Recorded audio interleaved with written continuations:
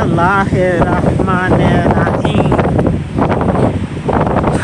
أعوذ بالله من الشيطان الرجيم. بسم الله الرحمن الرحيم. Assalamu alaikum wa rahmatullahi wa barakatuh.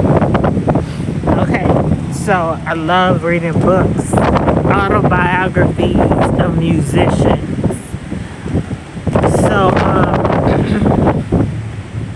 somebody put Mariah Carey's autobiography in the Friends of the Library bookstore. So, I don't know, she's really too pop for me, but she's a musician, and I thought she might have an interesting story. I like to hear what kind of life musicians, famous musicians, have had. So I bought it and I was reading it, and when Vision of Love first came out, I loved it. I still really like it. I think she has a beautiful voice. She sounded a lot like Whitney, and I was just like, wow, she's about to blow up, like really. And then I saw what she looked like, and I was like, okay, she definitely has some black in her, even though when they asked her, she said she was everything except black. And I'm like, okay, that's what I heard. It was a long time ago, but I remember nobody mentioned that she was black, but I knew, I said, she got some kind of black. Her grandparents or somebody's black.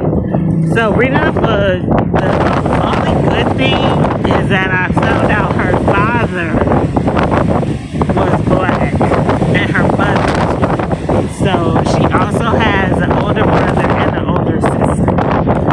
And I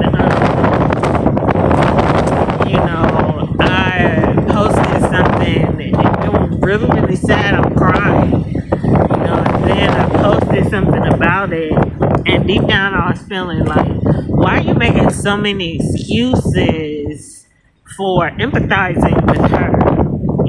That kind of made me feel funny, because when Tina Marie died, all these black people crying and stuff, and I'm like, it's just another dead devil, you know what I mean? So, I really felt like weird for sympathizing with her so much, But continuing to read the book, I'm like, she's starting to get on my nerves. She acts like one of those white people who grew up with black people and feel like they get all the benefits of being white. Plus, black people love them, and she's not black, but she's accepted as if she was black by most black people. And when I was in New Orleans, I saw the same thing going on with this one white girl, and she actually told her black friends they all got bleached blonde hair, and I'm like, they would probably get blue contacts if they had the wherewithal. But she told them, I gotta go be with my white friends now. You can't go. You can't go with me. And I was like, oh my God. Okay, but and I'm like, she going to call you niggers with her white people. That's why you can't go. Because you're niggers when she gets around them. And at the time, either I didn't know how to verbalize it, or I didn't care enough to say anything, or I didn't feel like arguing, because they could have defended her. You know what I mean? So, she's one of those people who has like a large following, a fan club, and all that. But I don't know. I kind of skipped ahead when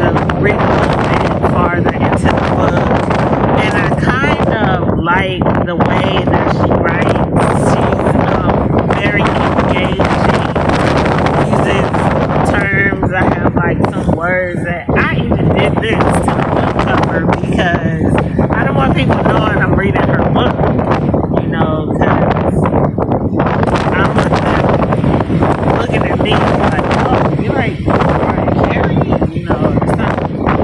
But yeah, she has some words I wrote down, and now that I'm looking at it, they're not really all that. Maybe it's but relish, insidious,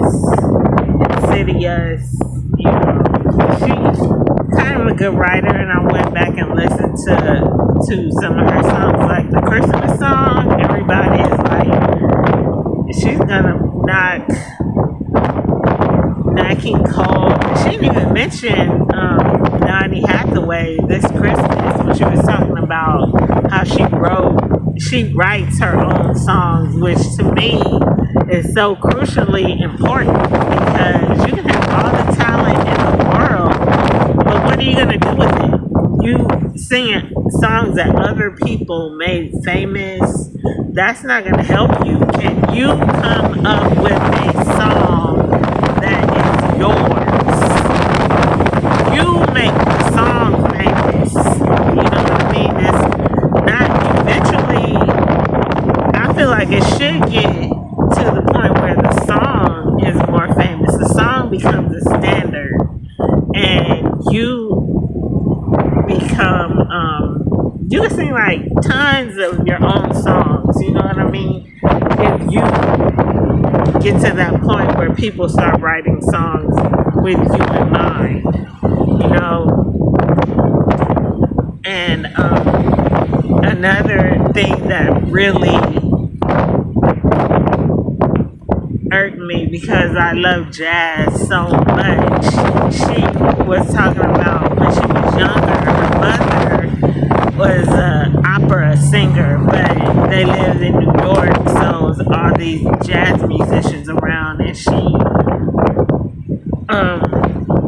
was around a lot of jazz musicians, and she mentioned she used to sing Lullaby of Birdland, and then she said, which was popularized by Ella Fitzgerald, and I'm like, why would she say that? And I know she intentionally didn't say Sarah Vaughan.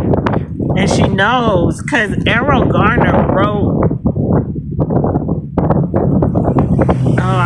Wait a minute, I'm not sure if he wrote that one. But Lullaby of Birdland is like Sarah Vaughan.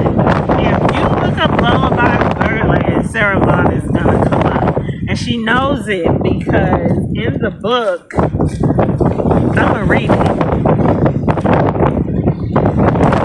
It's so frustrating to me because Ella is flat sometimes when she sings. She doesn't hit the note, you know, because there are some notes that aren't on the keyboard. You know, it's kind of like in between the notes or like, where's this one? You know, but sometimes she's flat and Sarah is never flat. Musicians like Sarah Vaughan, okay? Ella is more palatable. I think she, I don't know why. She kind of sounds white. That could be it. She kind of sounds white. Like when I first started really getting into jazz, I didn't like the way Ella sings because she sounds white. You know, the person that she admires was a white woman, and I believe she did the vocals for Doris Day on all those musicals we used to have to watch. We didn't have to watch, but they used to come on television, and Doris Day was very famous. But if you listen to her singing, I really believe it's Ella Fitzgerald, but just like songwriters, a lot of times the people singing the song get credit for the song that they didn't write. You know, it's different with rappers. If a rapper writes a song, then it's a little bit more serious when someone else does it as opposed to singing, at least in my opinion, but maybe not. But yeah, so, and another reason why I think Ella is singing for Doris because Berry Gordy wrote a song for Doris Day. And I'm like, that sounds kind of funny. You know, it's like one of his first songs he wrote. He said he wrote it for Doris Day. You know, and musicians have a lot of insides, secrets, you know, words that and things. But yeah. So I really believe Ella Fitzgerald is singing for Doris Day, and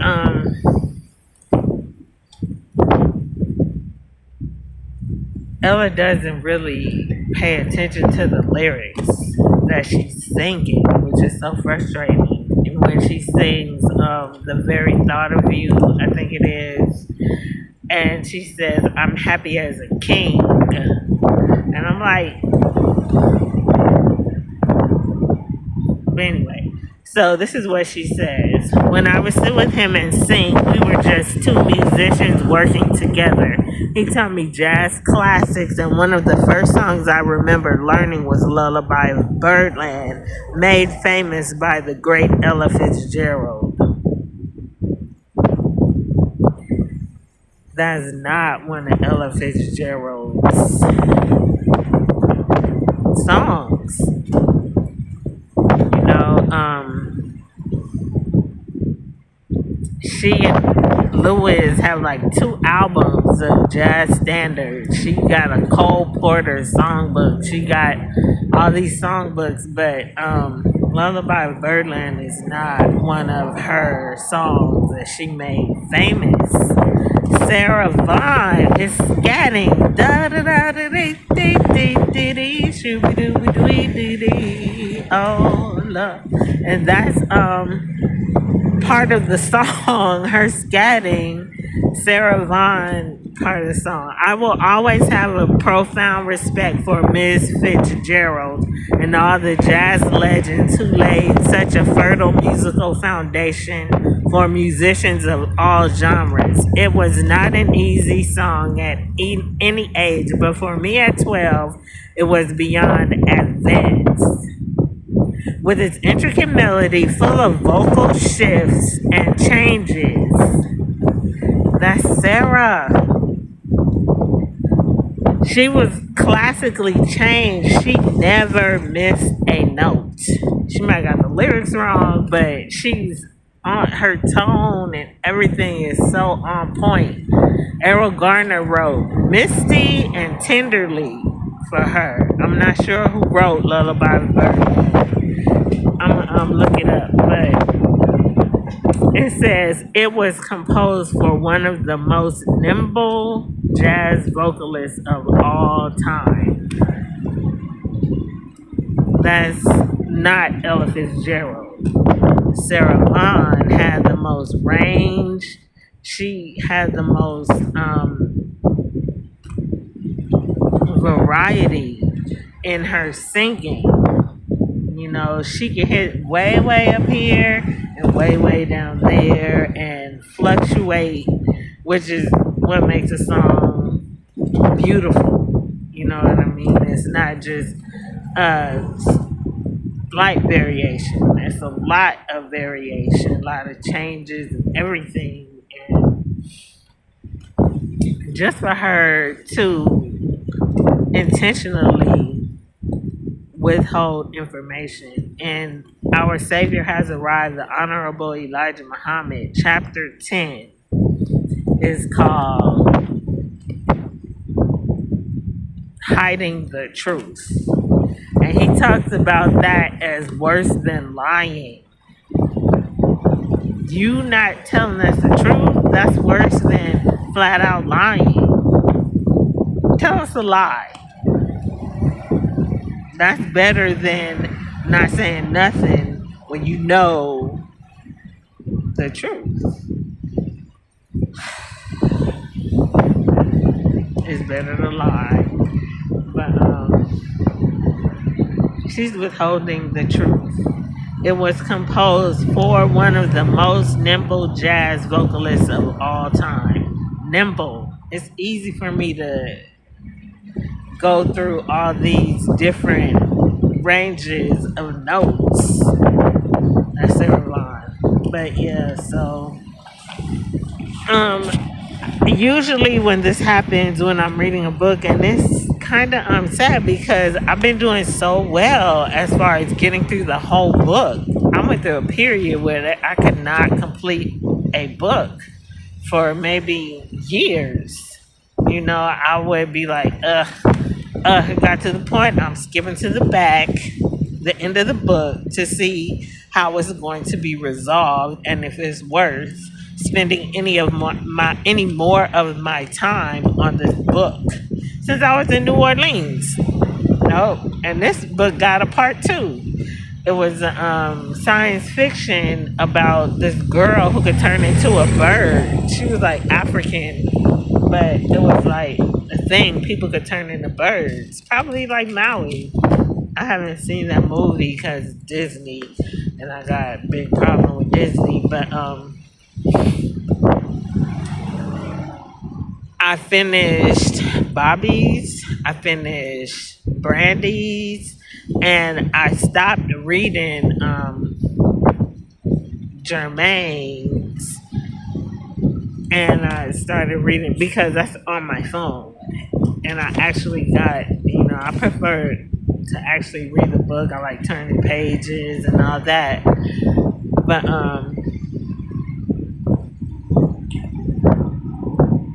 I'm gonna go back to Jermaine. He is just like, so he knows he's cocky, and I really don't like that word, but it's kind of it. Like, oh man, you're so braggadocious, but that's hip hop, And he was around with the Fresh Fest. He used to open up for Houdini. So he been around all these braggadocious. If you haven't heard Coco Rock, the very first MC, you haven't heard braggadocious. He got everybody beat. But yeah, JD, I'm gonna get back to his book. And I don't think I'm gonna waste any more time on this white girl. She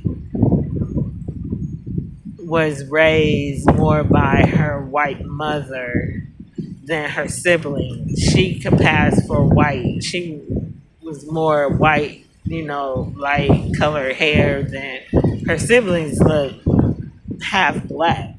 She not so much. She wouldn't know except for her wavy hair, But that could be a perm or something, But yeah, she's getting on my nerves.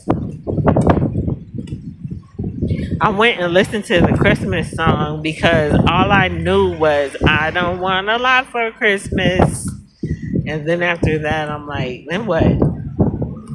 Until you get to all I want for Christmas is you. Sometimes songs are like that. Like Brian McKnight's song is like, one, you're like a dream come true. Two, just want to be with you. Three, I was trying to see that. But most people don't know like that part till you get to 4. Or she says 1 through 3. But yeah, so I don't know.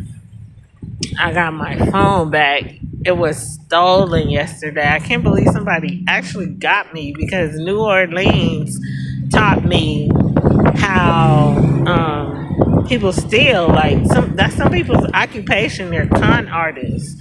I met this one guy. He know everybody looking for him. He can't close his eyes, and it's sad because he is a con artist. And some people, that's their career. Sister Soldier talked about this guy who had a family and children, but his job was making friends with people, getting them to trust them, and they going to the ATM and da da da da da. He looking because later he gonna rob them, so he got to get the pin number and take it home to his family. Yeah, so they got me though. My phone, I'm so hurt, and I know who did it.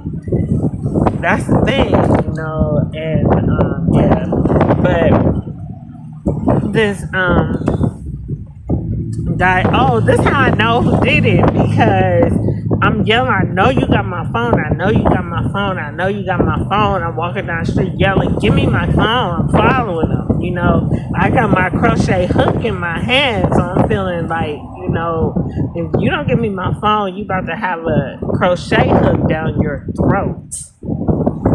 And so he go walking, and then to his older homie or whatever, and he come running up on me, and I'm like, he got my phone, and I was like, pat your pockets, because he's telling me he don't have it. I'm like, prove it. Security do not care.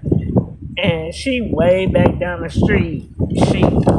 But they don't care, because I seen other people got their phones stolen, and security is like, I think they be in on it, But his homeboy was like, show her your phone. He got some, whatever, pat your pockets. You got my phone. And then he like, no, I don't got it. He showed me his pockets. He didn't have nothing in his pocket. I'm like, I know you got it. You got it somewhere. You got it stashed somewhere. But I can do nothing because he already, did what I was proving. I was like, if you don't got it, pat your pockets. Prove it. So then later, I'm like, I'm not really tripping. It's just one of those days, that I'm like, okay, I got enough. I could get another phone, but, I'm not tripping. So then I'm at the bus stop, because all I really need is a nice, quiet, peaceful place. I'm not going to get harassed, and if I could charge my phone there, all the better. But, so I found a place like that, and these little boys come riding by on these motor dirt bike type things. They're not really motorcycles, they're not scooters, Honda scooters. They like dirt bikes, those with the motor, and they on them dirt hills, like making a whole lot of noise. So they drive by, and then they pull up right in front of the bus stop, and the little boy lifts up his shirt. He got his phone, and he pulls out $1. And it didn't dawn on me until later, because word around here, they call it talk story. It's gossip, but like wildfire. It spreads so fast. So this little boy comes and showed me what that white boy had done with my phone. It was in his waistband. So I'm like, dang, that it didn't dawn on me until later, because I'm like, I guess not that quick. I'm a girl. That's what I'm blaming on. I'm not thinking like that, So, but the little Hawaiian boy came and showed me that's where he put your phone. And I was like, man, but they were so cute. I was like talking to them. I was like, how old are you guys? They were 10 and 11 doing wheelies on these dirt bikes. Motocross or whatever it's called. I don't know why I call it motocross, but like it used to be a thing back in the day, those big motorcycle, they jumping on cars and all that stuff. But anyway, they doing wheelies, and I talked to them, I was like, you guys in like middle school or something? And they were like, yeah, 10 and 11. So like 5th and the 6th grade on them things. And I said, what's your favorite part of school? And he said, leaving. I was like, tell your parents you want to homeschool. And they was like, yeah, all happy and everything. I said, see if you can do it together, and they're like, okay. So then they left, but I think they kind of like put a circle around me, and I don't trust nobody. So I got out of it. But if I had known then maybe, I don't know, but yeah. So children, I love them, auntie. But yeah, I didn't intend to talk this long, but I got a phone. So I was really, really considering maybe I'm not supposed to have a phone because I really didn't want one last time I got a phone. Now I thought about it later, it was acting up. I was having problems with my blog, technical issues. So I was really, really thinking maybe I'm not supposed to have a phone right now, just because I wanted to spend that money on something else. That always happens. I have something set up that I want to, or I didn't want to spend it on a phone. I think that's more what it is.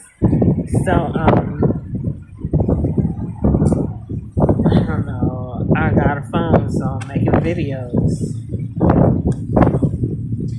Alright, that's it right now. Assalamu alaikum wa rahmatullahi wa barakatuh.